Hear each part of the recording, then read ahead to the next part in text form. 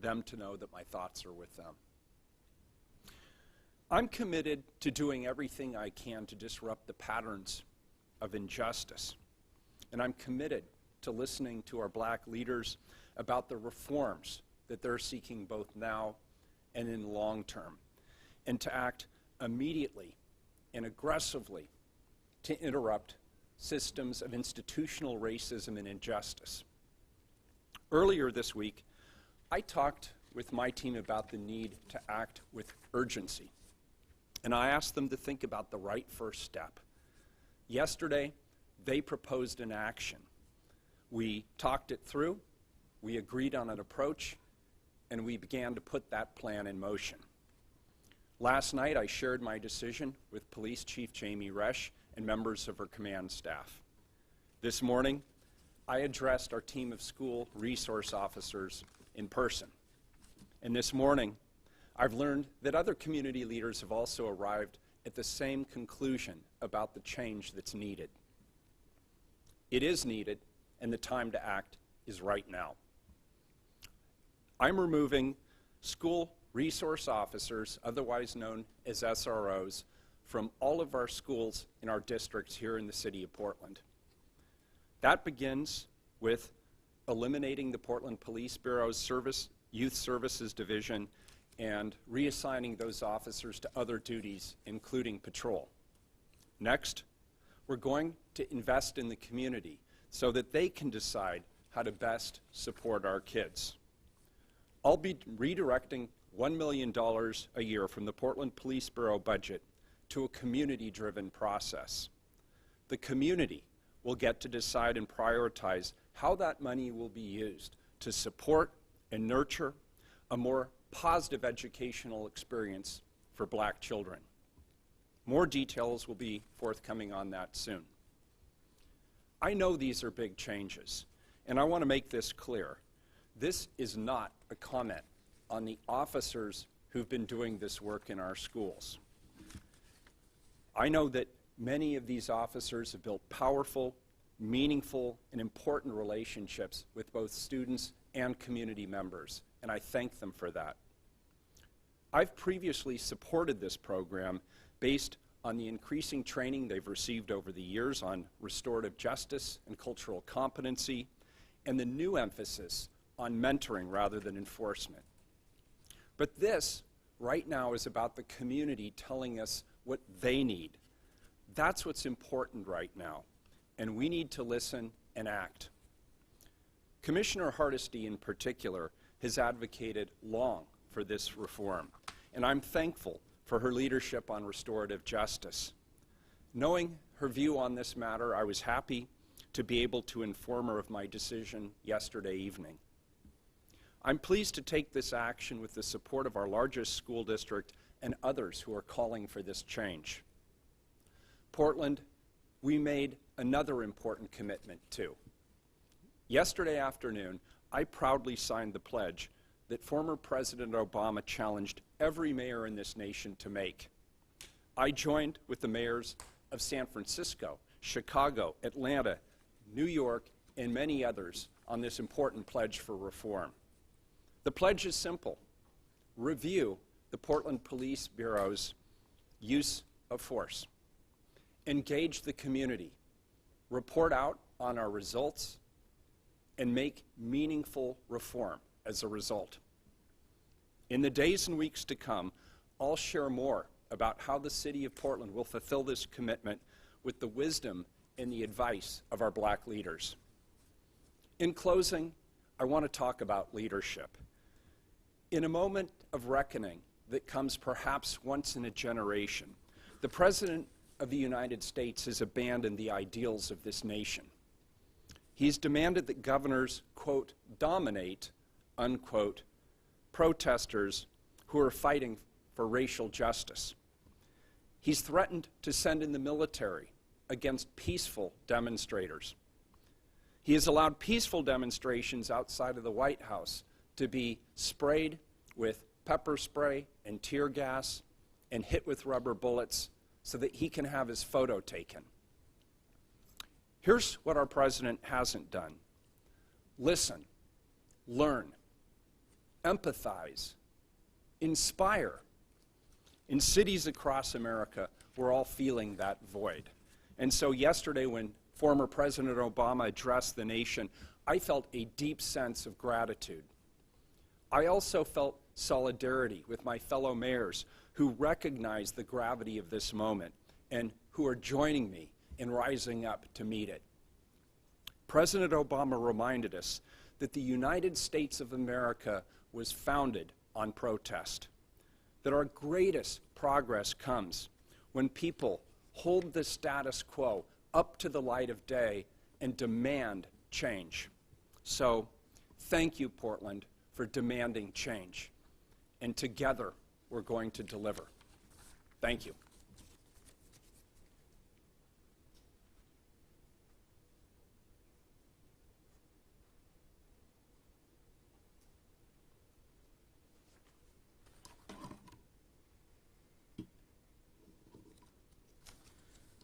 Well, good afternoon.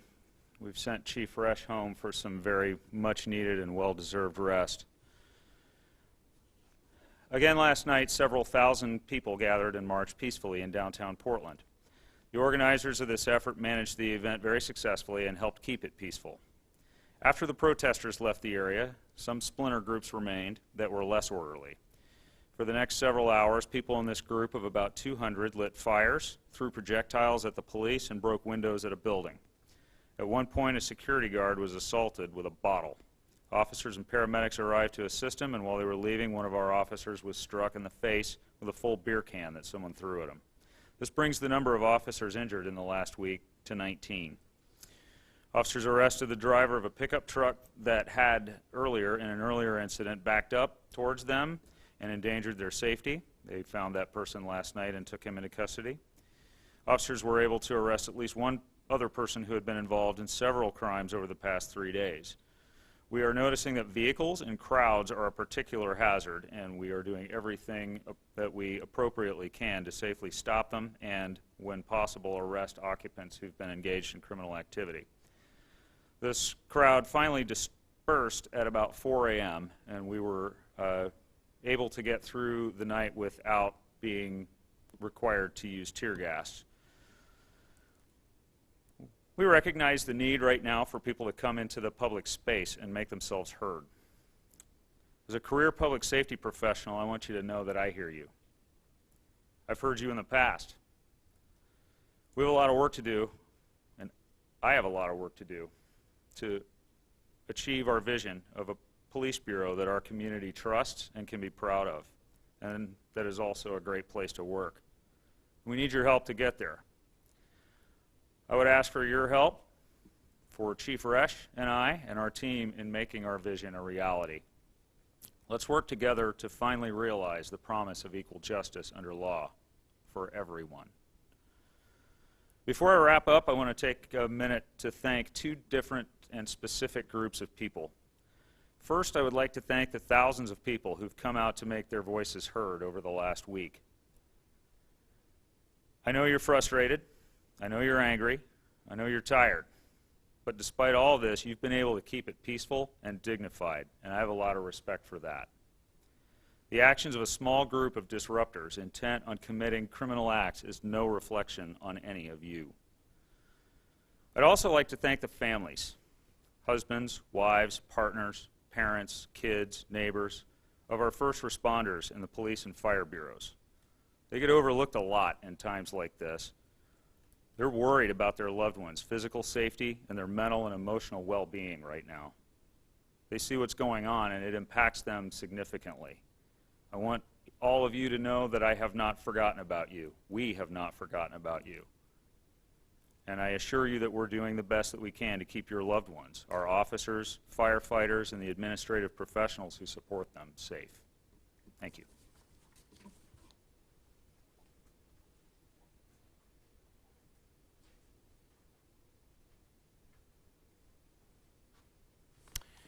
Thank you, Deputy Chief Davis. We're now going to open up the floor for questions. We have a microphone in back for the reporters that are in-house. We ask that you go there so the people viewing online can hear your questions if you have questions to ask. I have a number of them emailed and texted in as well, so we're going to be answering or asking those questions and having our speakers answer those as well as we go along. I'll be asking those from the microphone in back. Let's begin with Mayor Wheeler, though, and all the questions for Mayor Wheeler right now while he's up here, and then we'll move on to Deputy Chief Davis.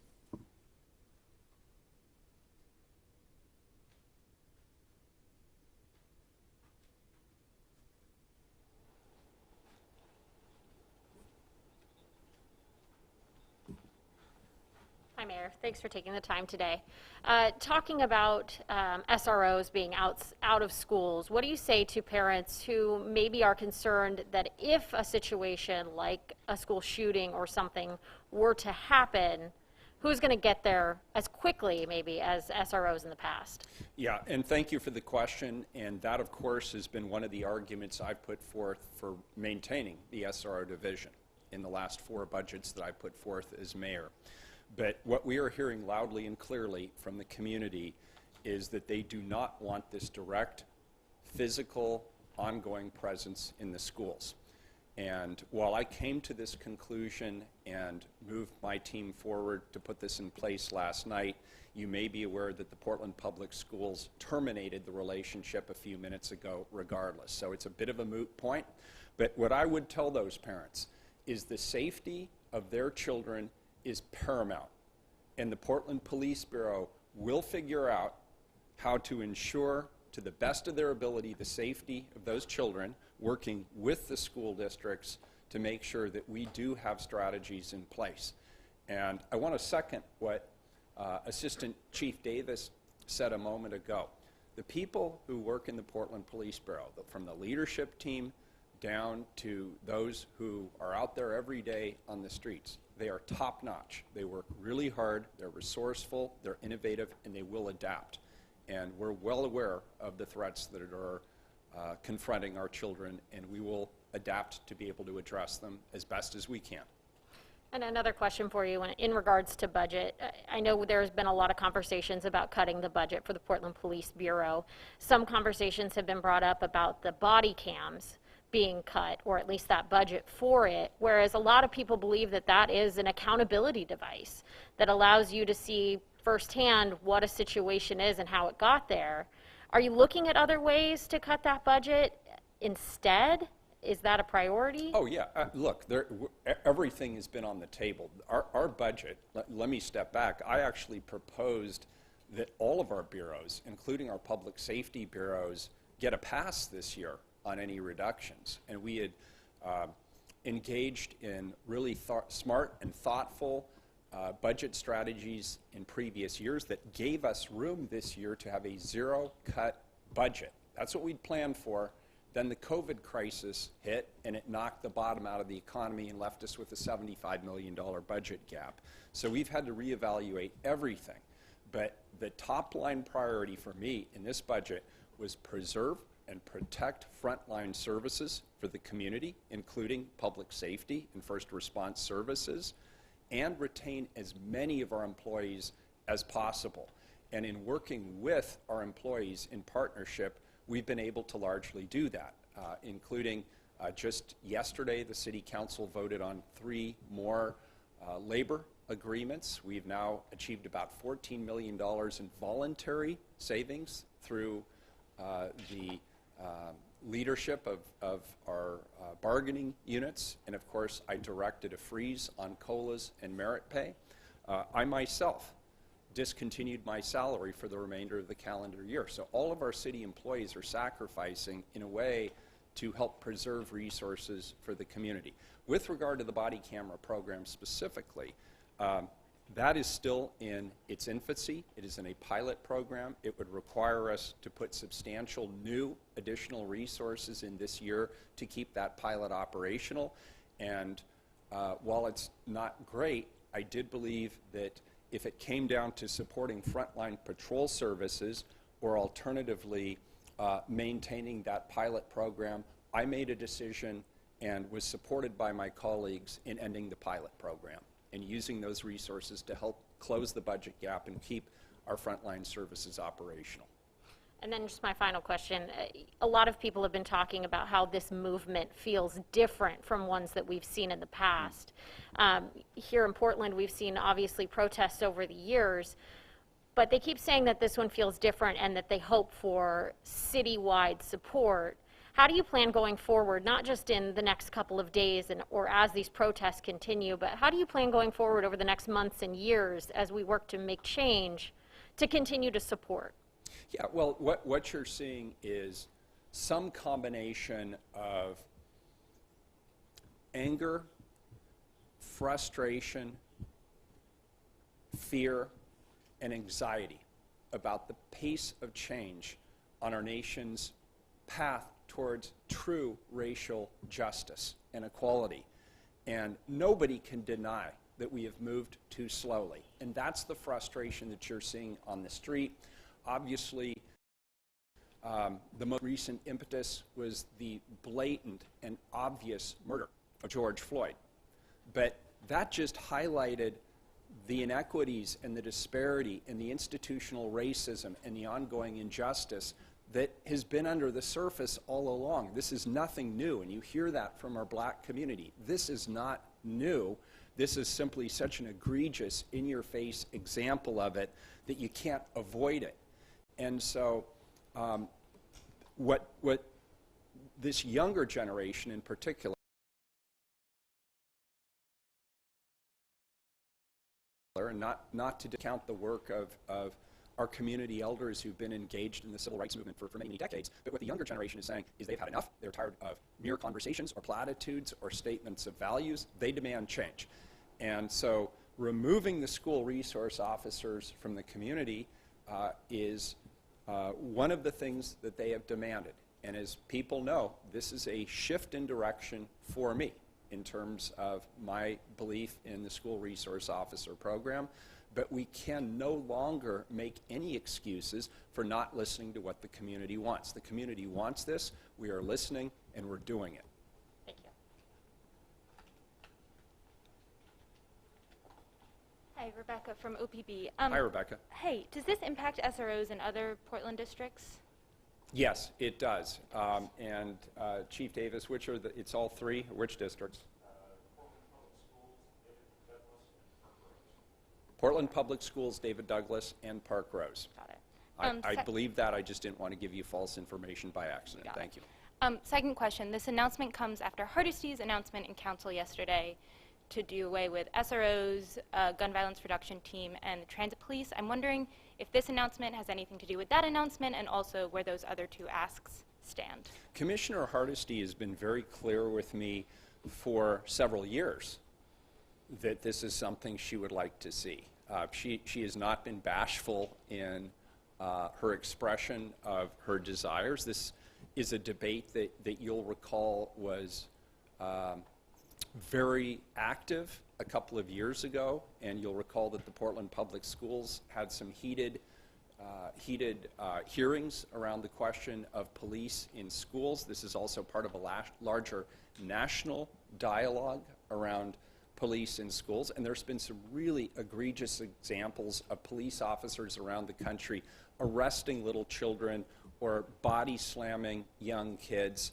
And what we did here in response to that was made sure that our school resource officers were, first of all, of the right demeanor, who liked working with kids, who wanted to work with kids and uplift and support them.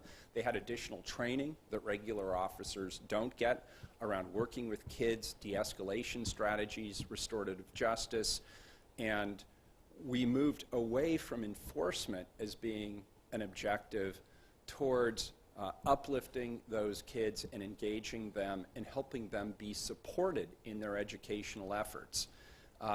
That being said, the demand is coming through loudly and clearly, and it's not just from individuals. We're hearing it broadly. It's been a demand that's been on the table for the better part of a week from many demonstrators and others in the community, and we believe the time is right to do this. Where do Commissioner Hardesty's other two asks from yesterday go in terms of? So Commissioner Hardesty had asked that we review all of the specialty units. That includes the school resource officers, that includes the gun violence reduction team, that includes the, what's the other one I'm forgetting? Thank you, the transit function. And I committed to us evaluating not only those 3 units, but all of the specialty units. We have many, many specialty units that not only address those issues, we also have narcotics, child sex trafficking, domestic violence. There's a number of units, and I agree with Commissioner Hardesty that we should review everything and that we should be honest and transparent about whether these units are effective, how they're operating, and what we need to do going forward. So you guys are still, oh, sorry. And I think we're missing the bigger point. Commissioner Hardesty is one of the first, not the first, but one of the first people of color to serve on the Portland City Council. And her voice is extremely important to me, particularly during this time when we are putting the black community front and center and first and foremost in terms of our actions going forward. And so she has been a tremendously important ally to me as we go through this and think about the right steps together. But she's not exclusively the only person or the only leader that I'm speaking with. I'm actually speaking with many, many people with very different perspectives throughout the black community as we go through this process. So are you guys still planning the review of those specialty units for Yes, February? that's still on the table. Obviously, we will not be reviewing the school resource officer program. I have made that decision. I have had the opportunity now to direct that action as the Commissioner of Police here in the City of Portland. But I do believe we should review those other units as well, and I already committed to it in the budget. Got it. Last question, changing track slightly, but 2 commissioners have now called for a ban on tear gas, and I'm curious where you stand on that. I'm going to let Chief Davis answer the question about tear gas. Okay. Is there anything else for me before I have him answer that question? Yeah, we'll bring Chief Davis up here in just a moment. We have a couple more questions via text and email for the mayor.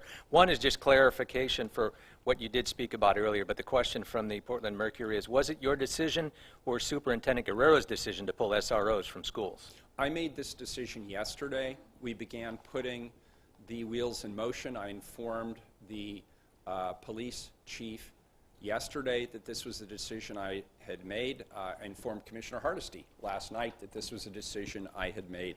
And there was part of me that wanted to run that out yesterday, but I couldn't do it.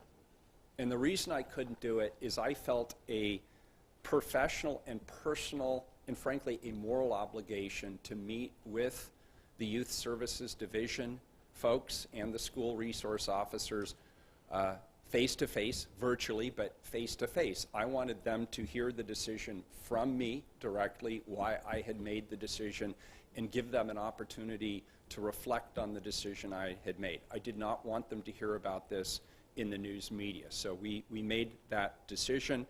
Superintendent Guerrero and the school board made their decision independently, but what it shows, I would describe the Portland Public School Superintendent's call for a severing of the ties with the school resource officer program as further proof that this is a community demand. One last question from Lisa at Coin TV. I understand you don't hire the police command staff, but as commissioner, are you concerned there are no people of color in the command staff, and will you work with the chief to change that anytime soon?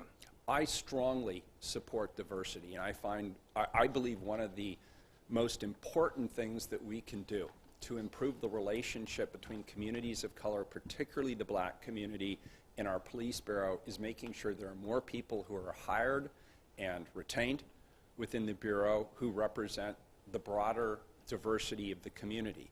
And anybody who knows me knows that I have not been shy about that. I hired Portland's first black female police chief, Danielle Outlaw. People are aware that my first chief of staff was the first African-American male chief of staff to any mayor in the history of this entire city. Today, the majority of my leadership team are people of color. And it's important because you get different perspectives than your own. I represent the majority community. That's not a shock or a surprise to anybody. I'm of a different lived experience than the people who have been impacted by this systemic and institutional racism.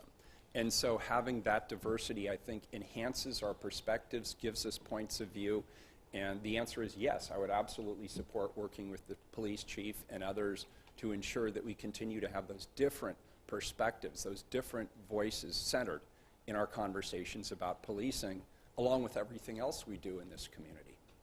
Any other questions in-house for Mayor Wheeler?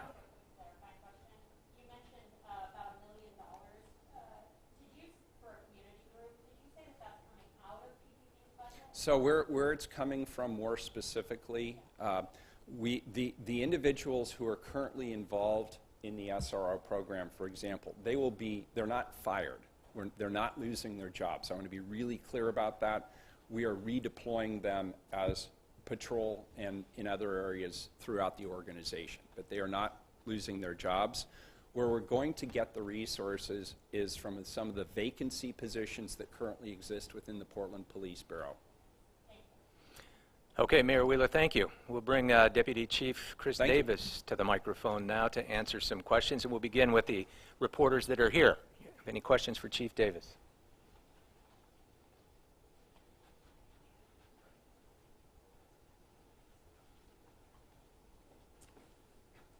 And maybe while someone's getting ready to come up to the microphone, I can talk a little bit about tear gas.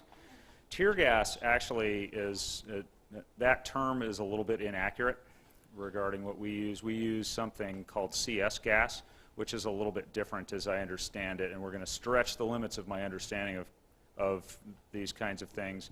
CS gas is actually a very fine powder, and we use it as opposed to what is traditionally known as tear gas because it is only used as an area denial technique, which means all you have to do if you are in a cloud of CS gas is walk out of it, and then you stop feeling the effects. You'll have a little bit of an aftertaste. I've experienced this myself because we expose our crowd control teams to it so that they understand what it is that they're about to use on people and how to counteract its effects. But as far as a ban on CS gas, what that would do for us is put us in the position of having to figure out a different way to accomplish that objective. I won't go into all of the details of our policies, but we have very specific policies about when CS gas use is authorized and how it is to be used. There are some specific steps that have to happen, like there has to be a direction for people to go, there have to be warnings in advance. We have means of making sure we're confident that people can hear the warnings that we've given, and then the whole idea of that tool is to just get people out of the area that they are occupying right now, and as you'll read in our policy, it requires a fairly significant level of violence from the crowd. That objective is a lot safer actually to accomplish with the use of something like CS than it would be if we weren't able to use that and we still needed to accomplish that objective because of threats to safety. The alternatives to CS are things that tend to be higher levels of force that we would actually like to avoid. All right, I do have a number of emailed questions for Chief Davis. First one from Pat at KGW. Can you briefly talk about the police liaison program, how it came to be, and what value you see in adding it to the efforts to deal with the large protests? And as a follow-up, is it working now? For the follow-up question, yes, it is working. Actually, it works really well. The police liaison program is something that we've established in about the last 18 months or so, and the intent is for us to have liaison officers that are dressed different than police officers. They still need to be identified and identifiable as police officers, but we put them in a different uniform so they're really easily identifiable. And their job is to interact with any organizers or people in the crowd to the extent that those folks are willing to interact with them. And their goals are to try to find out what the objective is, if there are ways for us to facilitate the objectives of the protest group, and then to encourage organizers of protest events to help us separate out anyone who shows up wanting to use that environment as a place to commit criminal acts. Okay. Follow-up question from KGW. Does PPB culture allow officers to report bad behavior by their fellow officers without the fear both of official and unofficial retribution? PPB culture not only allows it, PPB culture encourages it, and as a chief's office, it's our expectation. And we have policies specific to this that require officers to report incidents of misconduct by other members. And you see this play out sometimes. You know, I saw some video the other day, and I don't know who the officers were, but there's an officer who was maybe starting to get a little heated, which they're human beings, and they do. And I saw another officer come over and just kind of take that officer by the elbow and just kind of say, hey, let's go over here a minute and let's recenter ourselves. So yes, we encourage that, and we don't tolerate any kind of retaliation against someone for stepping up. You know, just in the last couple of years, and I can't elaborate obviously on personnel matters, but I have seen more than one instance where we have needed to take fairly significant corrective action on employee misconduct that we wouldn't have known about had not another employee come forward and said they witnessed something that they didn't think was right. So we intend for that to be a cornerstone of our culture. There's a CBS News story that came out, I think today, reporting that these well-coordinated groups had potentially compromised law enforcement radio communications in Portland over the weekend. Do you know anything about that, or could shine any light? Well, obviously I'm not going to talk about specific tactical things or anything like that, but I haven't seen any evidence of that in the last several days, and so you know, you never know if a group intent on criminal activity is able to anticipate something that we're doing. We always have to ask ourselves how that happened and try to find out. We have pretty tight control because of the radio technology that we use. So if someone were to get a hold of one of our radios, it would be fairly useless to them fairly quickly because we can deactivate them remotely, as I understand it. But sometimes that happens just because they overhear something from an officer's radio that they're standing next to. So we really can't say that anybody's compromised our radio communications at this point.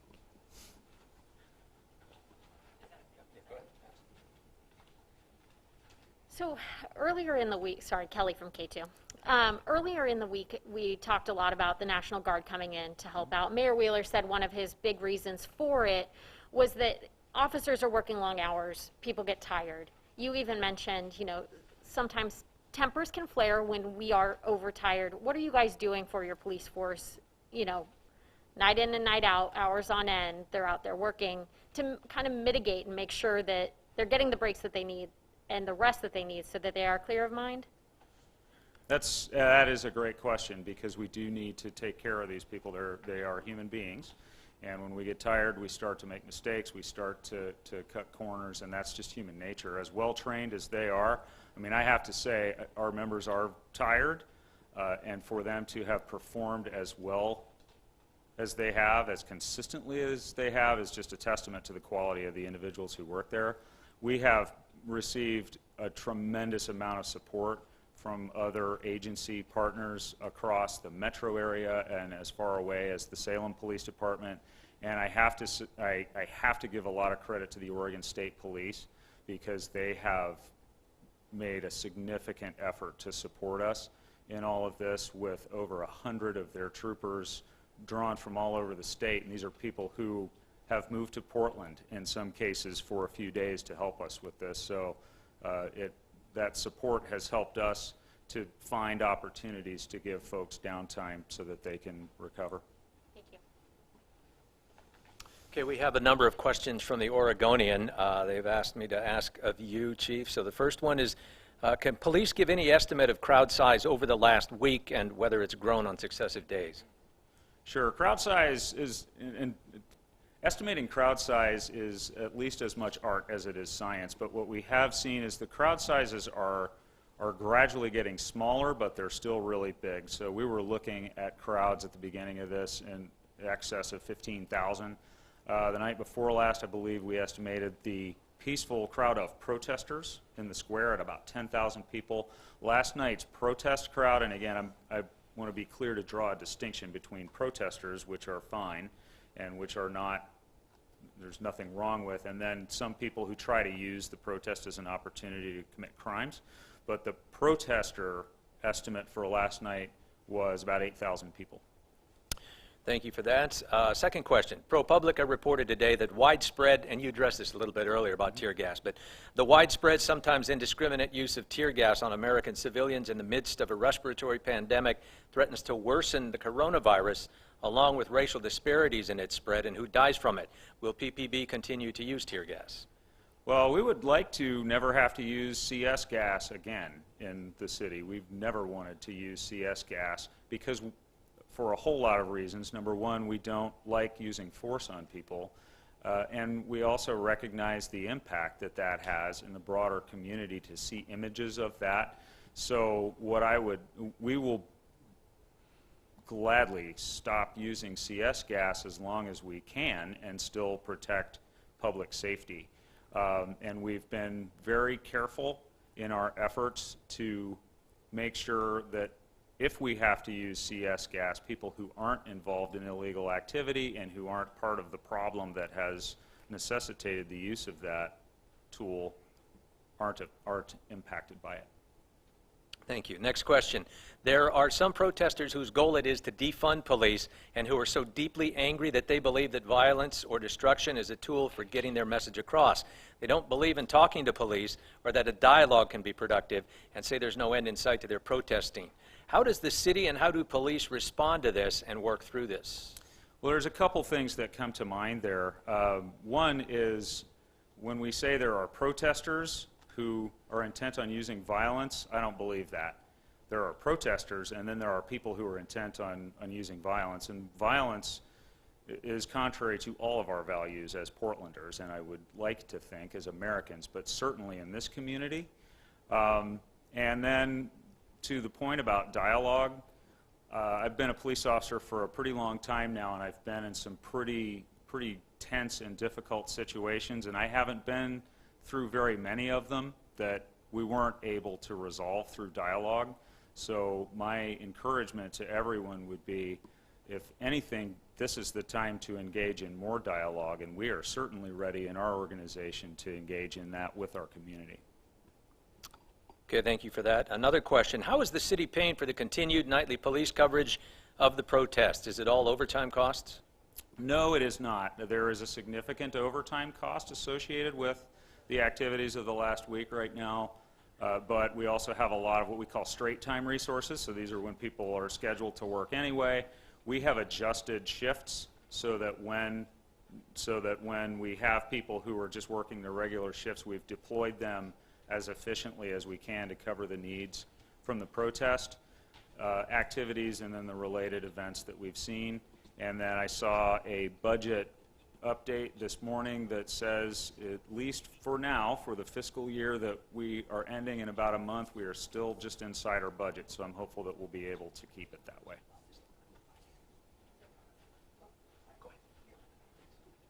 Sorry. Kelly from K2 again, acting as a liaison for everyone. You mentioned a little bit about how obviously these folks who are causing destruction, you're not calling them protesters, but have you noticed or have you guys been able to narrow down any groups that may have been involved in those violent acts over the last few days? And if so, where do you go from there with them? So there's always a tendency to want to see an organized group. And certainly if that's what's going on, if there's an organized effort for something on this big of a scale, that will be pretty easy to figure out. But it's not always completely organized and centrally directed like we would think of in an organization. What we have done is we have done a lot of follow-up, and we've developed probable cause for a large number of individuals, and we continue to investigate the activities of the last week, and I anticipate a lot more efforts to identify and hold people accountable for those actions. We get a lot of help, actually, from our community in identifying people involved in criminal activity.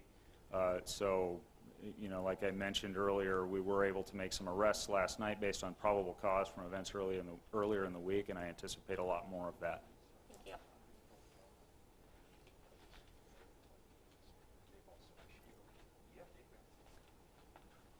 All right, sorry for the delay there. We just have a couple more questions for you, and then we'll have one more person come to the podium.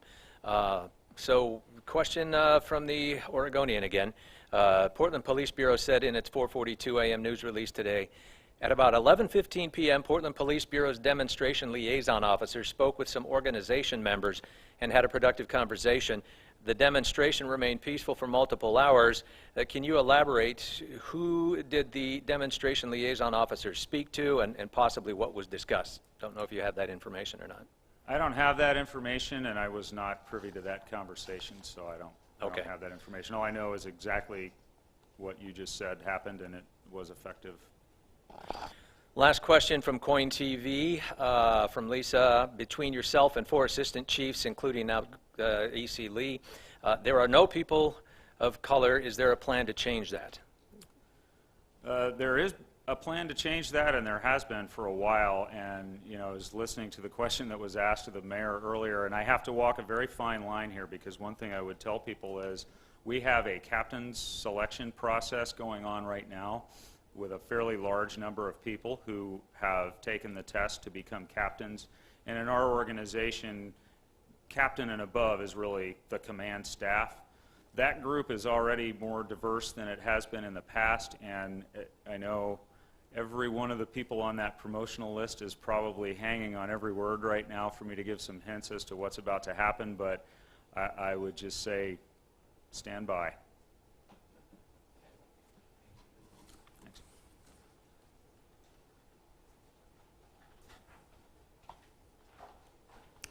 All right, thank you, Chief Davis. We have one more person who would like to share a statement with everyone out there. It is the Chair of the Board for the David Douglas School District, Andrea Valderrama. Will you please come up and take the microphone and share your statement?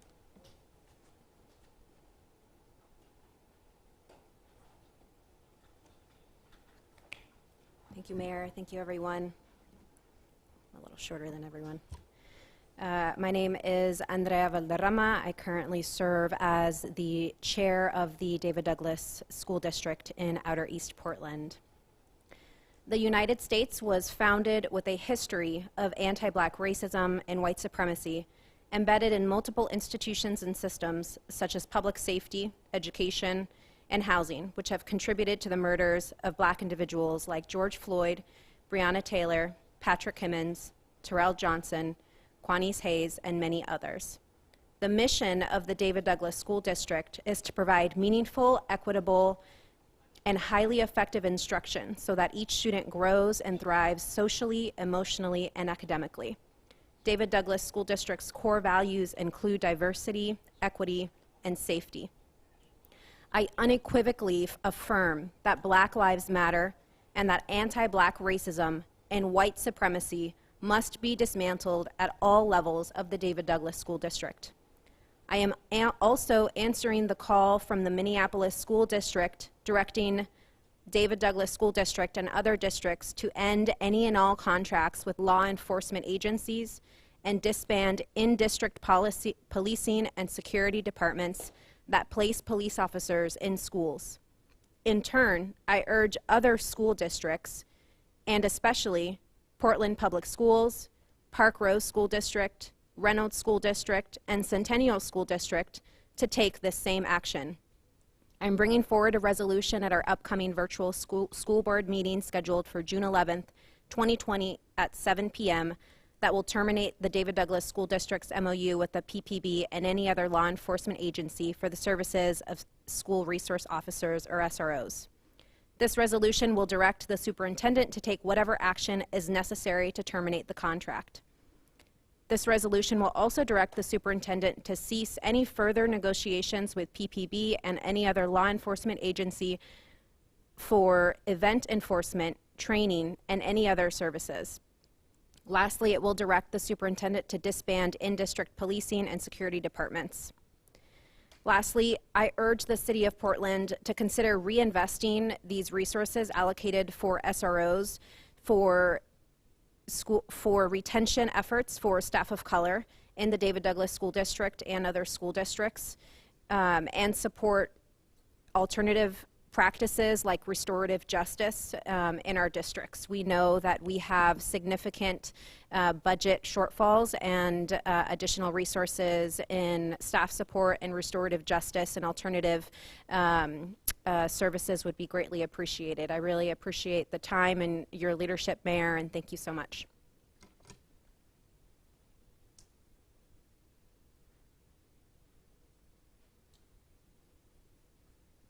All right, thank you, Chair Valderrama. If there are no other questions, we'll wrap this press conference up today. I want to thank everybody who joined us here today and everybody who joined us online. Thank you.